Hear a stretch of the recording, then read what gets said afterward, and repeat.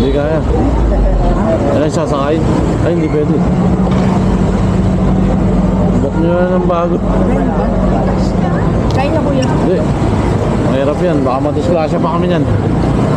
Grab car nyo lang po pag ganyan. Hindi po kaya. Ayoko na isa kayo. Sige ako ng bala.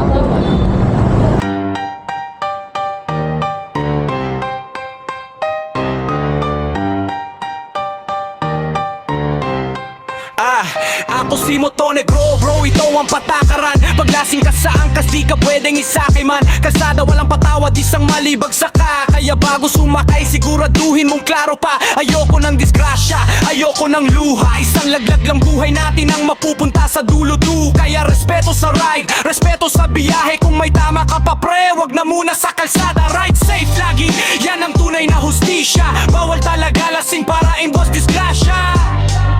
Para iwas disgrasya. Disgrasya kayo kung magbabayad doon. Kasi sa orientation pa lang sinabi naman yun na huwag mo naman sasakay na kasi eh sinakay mo pa rin. Rega doon. Ayan, hintayin na lang natin 5 minutes na no show na lang natin.